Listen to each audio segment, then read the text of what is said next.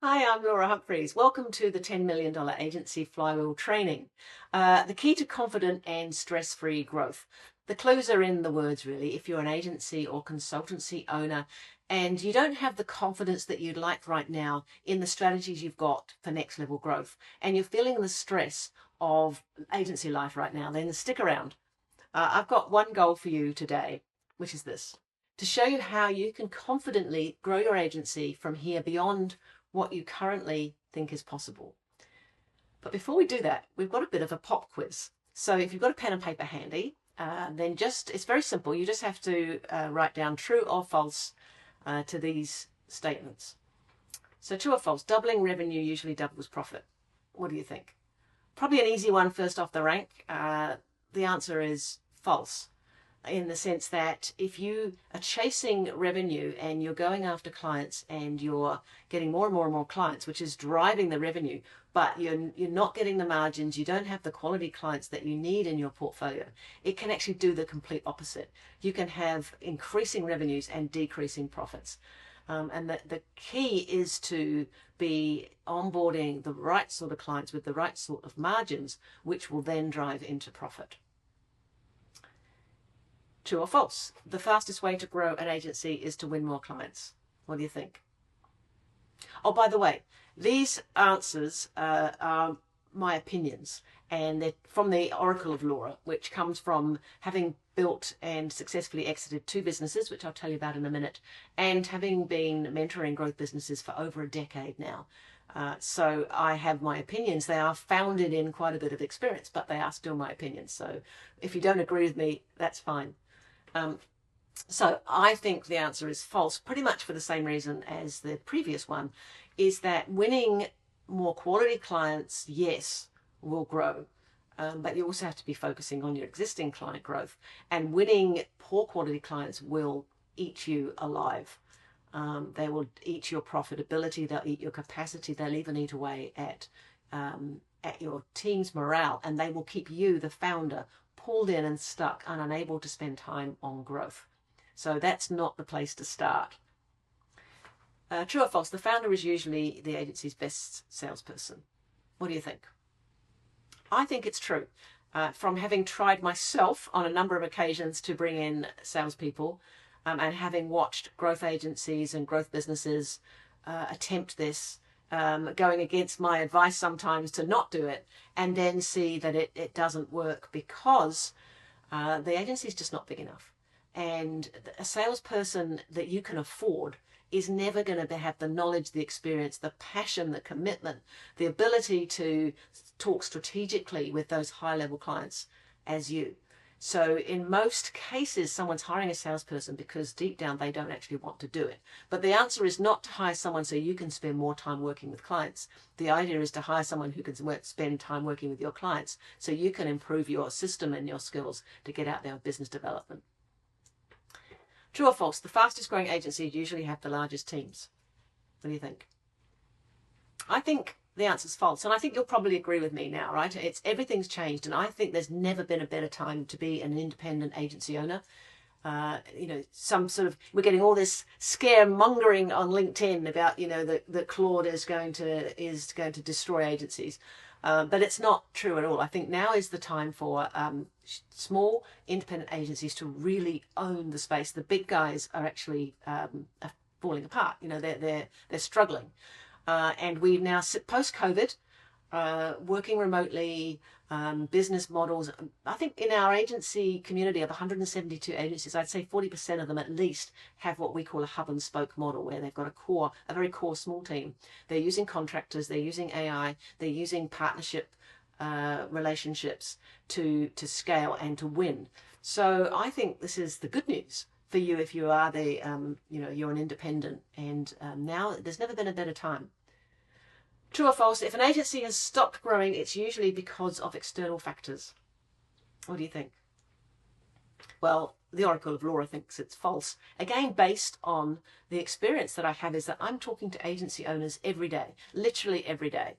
And I can talk to an agency owner in the morning they're stuck, they're feeling that it's really tough, the economy's tough, clients aren't spending, It's really competitive, and I don't disagree because all of those things are true. But then I'll have an agency owner from in a similar niche, in a similar situation, all of the similar factors, and they're growing and they're doing well. And you go, well, go figure. It isn't the external circumstances; it's something else, and that's the something else that the flywheel in this training that I'm going to show you is designed to look at and to address. So that was it. That's the pop quiz. This is me, Laura Humphreys, and I started my career as a copywriter in London in advertising. I worked in London for a number of years, and then I went to Singapore for a number of years. I worked for Ogilvy and Mather in Singapore. They transferred me to their Wellington office, which is where I am now. I spend 10 months of the year in New Zealand and 2 months of the year in the UK. I went out freelancing after a few years being in New Zealand, and eventually I started my own agency. Started with nothing, built it past 10 million and sold it to the Ogilvy Group within a 10-year period. Then I started another business, which was a little tech business. We got to 200 employees and sold to a competitor. I make that sound that was easy, but of course it wasn't. It was over a period of time, and I'll show you my story in a minute, where we stalled. We've hit that plateau, and it's painful. And there were some really painful times in there. So I know what it's like, and I know how hard it can be. So I'm really pleased that I've got a framework that actually is helping agency owners now to actually get through that and achieve those kind of results. I have been mentoring growth businesses for over a decade, and in the recent times, in the last few years, I've focused in with a program specifically for agency owners aimed at getting that confidence to get accelerated growth and relieve the stress of what it takes to do that. So we're here to solve in this training the biggest challenge, which is, why does every agency and indeed every business get stuck? And it's true, it actually is a thing. A plateau is a real thing. As is the business life cycle, which is what this diagram is about. Every business goes through this cycle at different speeds, obviously, but everyone goes through it. There's the early stage where it's all about sales. Any client's a good client, and you can make some money in the first year, and the next year you can double it, and you can even double it again maybe in the third year. But there comes a point where you can't keep doing that, and everything's revolving around you, and you realize that you have to start understanding how business works, and it can be quite a painful period of learning, and hopefully you'll get some help to put some good business strategies in place, which will get you going again. And then you'll have a growth trajectory, and you may even be on a growth trajectory now. So I hate to tell you that the plateau is coming, because it just does. And it does because the owner typically will reach the limit of what they actually know how to do. It's just that you haven't scaled to the next bit before, and that's when you always need to get help. So the second plateau, you've got a team in place, you've got some regular clients, you're getting a good reputation, but you get stuck again, and you're not quite sure what you need to do. Usually it's around your ability to lead and manage and drive high performance teams and get those next level of high quality clients. So when you work all of that out, and hopefully it's not too long and painful, then you get going again, and you will eventually reach maturity stage where you've been going for a while, you've got a great team of people, you've got consistent sales, you've got a reputation in the marketplace, but you stall again. And this is a critical phase for the founders at this stage, because you have a choice at this stage. If you don't make changes at this point, because you've gotten comfortable with the way that it is, but if it's not going forward, there's a chance that it's quietly declining and you don't even realize, but you're kind of aware that profitability is dropping off, and you haven't, it's one client in and one client out, and you're not really going anywhere. The danger is that you will go into a slow but steady decline. You have to reinvent yourself, and you need a new strategy stack at this stage to get to that next level. So wherever you're at in that life cycle, you're not alone, because the plateau is real. And I'm talking to agencies all the time, and this is what we see. Everyone's feeling it, and our job is to actually give you the framework and the strategies and the confidence to move past it.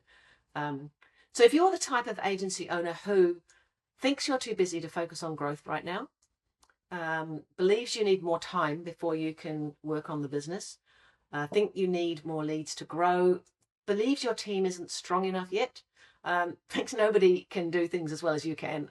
I've certainly been guilty of that, and probably still am to some degree. believes you need a bigger team before you can scale, thinks the economy is the real problem, believes clients just aren't spending at the moment, thinks your agency is different and the usual advice won't work, um, believe you need more confidence before you can make some of these bigger decisions, and really finally believes growth will require more hours and even more stress.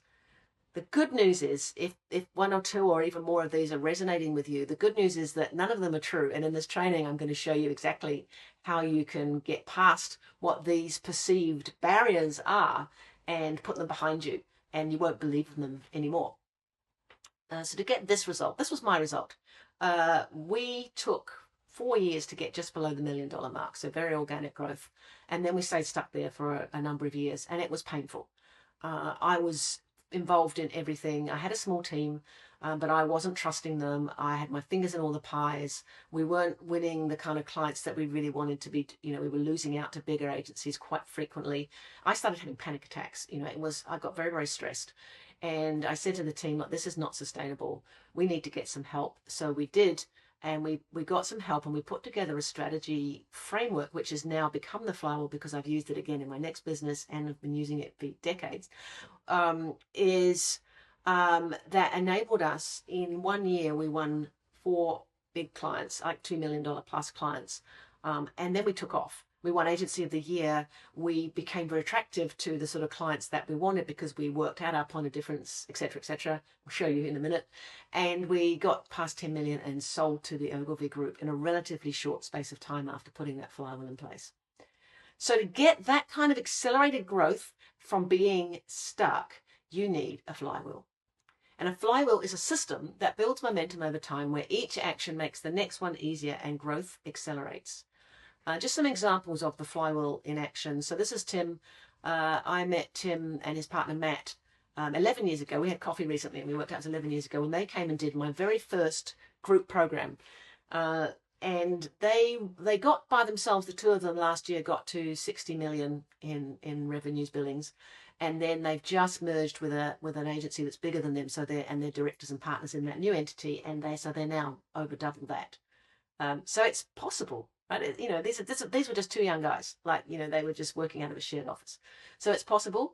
This is Dan. He did my very first Growth Busters program 2 years ago, the very first one.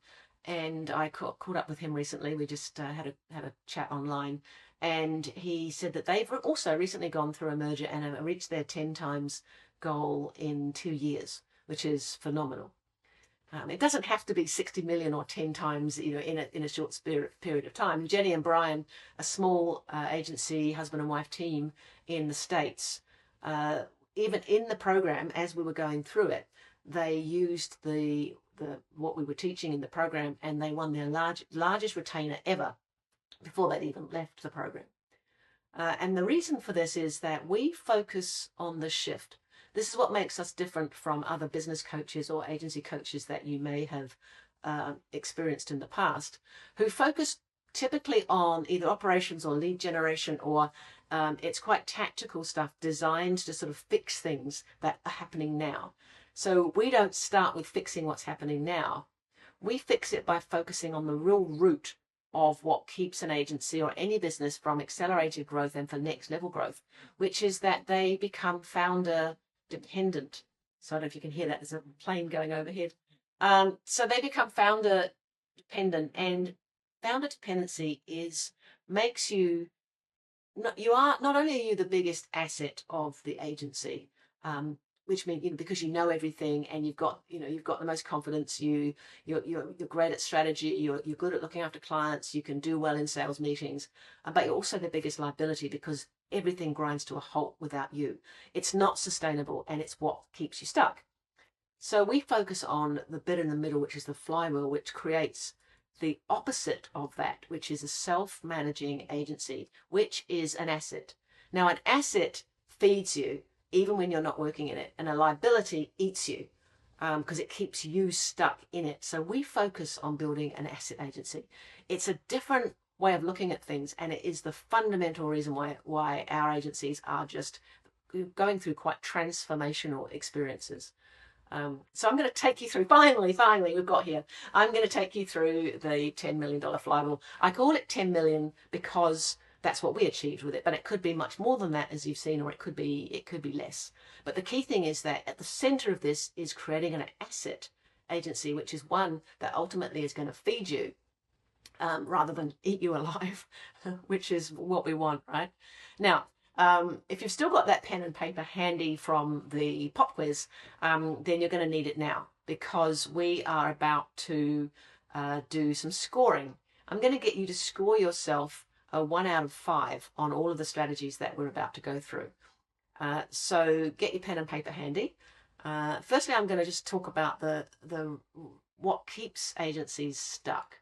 And there are 3 things. The first is weak positioning. The second is not having consistent growth systems in place. And the third one is the owner is too hands-on.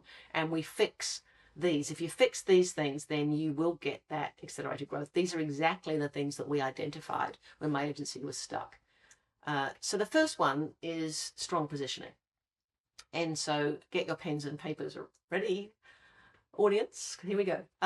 So the first thing is, it's not starting where you think it would be starting. It's actually starting with creating what we call your Agency 2.0 visualizer, which is the agency that you want in the future. So imagine yourself 5 years out from now. And what does that agency look like? We get you to set a 10 times financial goal, not because that is where you need to end up, but because that just shifts your thinking completely. And you go, what would we need to be doing for that to even be possible? What kind of clients would we need? What would they need to be spending? What would be our sort of deliverable products and services? And what would be our team structure, our business model that would deliver that? And then what is some of those big goals that we can actually take back to the team and get everybody excited and move forward with? So I'm going to get you to rate yourself now 1 out of 5 on how clear. If I said to you, you've got half an hour to go into the next room and tell your team exactly where you're going and why they should be excited to be on board, and your clients as well, how would you score yourself from where you're at right now? 1 to 5. Don't think about it too long, just write it down. So the next one is your IP engine. Now you will have heard, and you will probably talk to your own clients about this, about having a unique value proposition, a UVP, and getting really tight on your niche so that you really know what the core problems are of the audience, the clients that you really want, and how you solve them more uniquely than anybody else. We take it a step further. We get you to create your IP engine, which is looking really deep into your DNA of what you're already doing, what makes you so good, and why your existing clients love you so much. And then we pull it out and we sort of put it out there and repackage it so that it's something you can take to market that sets you apart from the crowd. So where do you think you would be right now on out of 1 to 5 on being able to articulate really clearly what is your category of 1? What makes you stand out from everybody else that's in your area, in your category? Next one is, we call it your ICI, your Ideal Client Identifier. And this is really understanding what the client of the future looks like. You know, when you look at that portfolio of clients that you've got in Agency 2.0 and compare that to the portfolio you've got now, because there'll be a bridge that you need to create a bridge to get over the gap between where you are now and where you want to be. And to start, like with anything, starts with getting a clear and honest picture about where you are right now. So here's an exercise before I get you to score. You can do this straight after. It's a really powerful, very easy exercise. Is come up with a list of 3 or 4 criteria that you've got for your ideal clients in Agency 2.0. And it could be things like they've got great budgets and good margins. They let us do great work. They're very partnership focused. They're looking for a recurring revenue to retainers with us, or whatever those criteria are for you. Then you list those across the top of a chart or paper or on your computer. And then down the side, you put all of your existing clients, all of them. And then you give them a score, much like we're doing here, out of 1 to 5 against all of the criteria. And then at the end, you put their total. And then you'll be able to see at a glance who are your best clients, who are the top 20% scoring across all of your criteria, what is the middle band. And there will be, usually it's about 20% at the bottom who are scoring really low, and we call them the piranhas. These are the ones that are eating you alive. So you need a plan to nurture and grow the top 20%. educate and grow the middle band so you can move them up, and get rid of the ones at the bottom. And you don't have to do it overnight, but you won't be able to scale if you don't. You get rid of the ones that are eating into your margins and your capacity. Then you take those top 20% and you compare it to the clients in your ideal portfolio of the future, and you go, okay, right, we want more of these. We want to have maybe very similar, but we want them to be bigger. Or how are we going to go after more of these and put them into our portfolio in the future? Very powerful exercise. But anyway, mark yourself 1 to 5 now on how clear you are on the quality of your current portfolio and the definition and the criteria for the clients you're going after in the future. So that the pillar that we sort of build around the problem of no growth systems is creating consistent growth systems.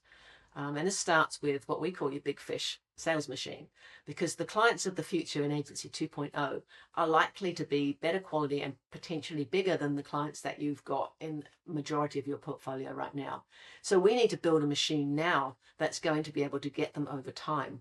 And a big fish machine takes a different kind of strategy than fishing for tiddlers and shallow sort of lead generation, which is why I say don't start with lead generation. Start with your flywheel and then see where lead generation fits. Because once you know your IP engine and you're targeting the right clients, it makes a real significant difference to how you approach it. So just mark yourself out of 5 now on how consistent and clear is your sales big fish engine. Like, are you clear who you're going after? Do you have a process in place to directly build relationship and feed these into your pipeline? And how is the health of your pipeline right now? So score yourself out of 1 to 5 on that one. And then there's the client growth engine, because the gold is actually inside your existing portfolio. There is gold to be had, and that's why that exercise I showed you is so powerful, because you can see the top band, and they are the ones that love you and they want to do more with you. I can guarantee it. They want to do more with you. We see this play out all the time. In this module in our program, we actually create questions and things that agencies go and talk to their clients about, and it's, they nearly always come back with more work from their top clients. And then how can you actually grow consistently, build a culture with your team on how do we nurture and grow our existing clients and get that middle band to move up. And then obviously, we get rid of the tiddlers. But we're really focusing on consistent training systems, culture around client growth. So how would you rate yourself 1 to 5 on that one? And the final pillar that we address is creating that self-managing agency. That's the key to the real asset. When Ogilvy came to knocking on the door to buy my agency, we had dialed all these things in place, and we had a portfolio of blue chip clients, and I was only working on high-end strategy and business development and being a leader, being a CEO. So it's very easy for them to kind of take me out of the picture, put another managing director or CEO in place, and everything carried on. I got to that joyful place where it was self-managing, and that is my wish for you, and that's why I created this, because this is actually the way to do it. So the piece here that's critical is what we call your A player advantage, because you cannot go 10 times, you cannot create Agency 2.0 just by yourself, or with a team that's just doing the work, but they're not on board with your growth. And so we show you how to build a team of A players. And so this is the difference between a nice culture, where people expect all the nice things that you do for them, but it's not built into any performance-based scoring, or how these nice things come about. So you create what is quite an entitlement culture, by accident, by default. And we get you to actually create a manifesto, which is all the things that you encourage and all the things you don't tolerate. And then when you add that to your vision of where the agency is going, and you bring your team on board with the strategies, you will quickly see who's on board, who's going 100% with you, and who is really dragging the chain. And then we help you put some strategies in place to how you actually move that forward. So on that, just a score of 1 to 5, how would you rate your A player, your culture and your high performance leadership inside your agency as it stands right now? 1 to 5. And finally, all of these great strategies mean nothing if you don't know what you need to do this year and in the next 90 days. So we bring it all back to a 12-month and 90-day plan that is really clear, that you and everybody on the team knows exactly what we're doing in the next 90 days, that on these topics, so that you can actually put all of these things in place. And it might take a little bit of time to put it all in place, but your team's on board and you actually work through all this stuff so that by the end of the year, your flywheel is starting to churn. So how are you on the discipline of your whole team being on board with where the agency is going and what their role is in 90-day measurements? 1 to 5? Cool. Okay. I'm not giving you much time to do the scoring because you've got to do it, from your gut. But what I'm going to get you to do now is add them up. You might be able to do this in your head very easily. I'm hopeless, so I probably would use my phone if I was going to do it. But give yourself a score. I'm just going to give you a minute to do that. And then we're going to look at what the scores potentially mean. So if your score is 1 to 17, then you really are stuck in the grind. Because, by the way, what I didn't say back there was that to get the flywheel working, you've got to get to a 4 out of 5 at least on all of those strategies, and that's what we help you do. Because it's so critical, because each one feeds into the other, and as you dial them up, they start to pick up momentum. And you saw what happened when we did this, and we're seeing it happen. Like you saw it with Daniel. He's gone 10 times in 2 years. It does happen. It's quite exciting, really. But anyway, if you're scoring 1 to 17, then the chances are that your agency is still founder dependent. You're probably feeling like it's a bit reactive and a bit overwhelming, and you're struggling with inconsistent growth. The key really is to focus on your positioning and your sales system, and getting the team on board with where you're trying to go so that you can reduce the dependency on you. If you're 18 to 27, then you're doing well, but you're probably still sensing that plateau because you've got some of those flywheel strategies are not dialed in.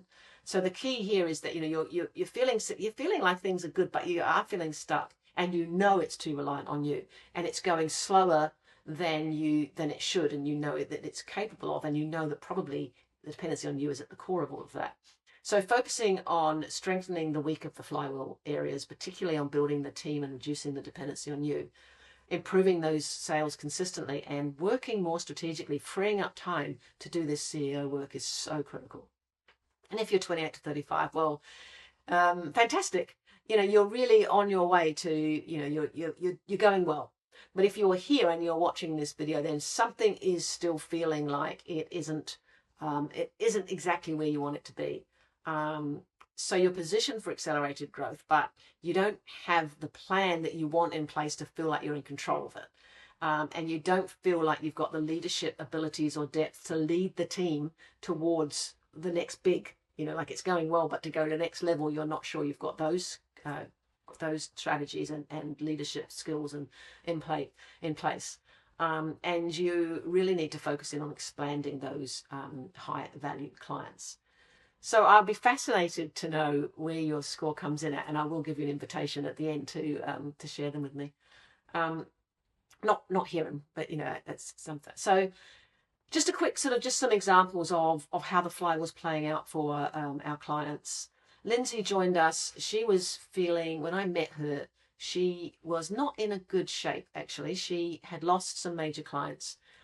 She was tired, exhausted. She said to me, Laura, I feel like the only way to grow is to work harder, and I can't. I'm exhausted. And I said to her, what about if the way to grow was not to work harder? And she said, that sounds pretty good. And she came on board and did Growth Busters, and we put the flywheel in place. She doubled her turnover, and 6 months later, I gave her a call. And she'd hired 2 more people, and she'd started a podcast. And honestly, she is having so much fun. I keep up with Lindsay regularly because we really kind of connected. And she is just like a different person. She's got so much energy. She just keeps saying to me, Laura, I just love it. I love my agency. And she's winning and going after some really interesting projects way outside of the region that she's in. Tony has got an agency in the UK as well. And in the program, they were struggling to win business. They'd had a run of not winning and feeling a bit despondent. In the program, actually early in the program, on the IP engine model, Tony was working on his IP engine, and a proposal came up while he was working on it. So we helped him put that into the proposal, and they won a $283,000 pounds contract while we were still in it's only an 8-week program. So it can happen fast, right? Tim was more like the latter. He scored pretty high on the flywheel when we went through it with him. And I said to him, why do you want to do it? Like you're in good shape. And they'd gone from 7 to 30 people in a relatively short space of time. And he said, Laura, I like this flywheel.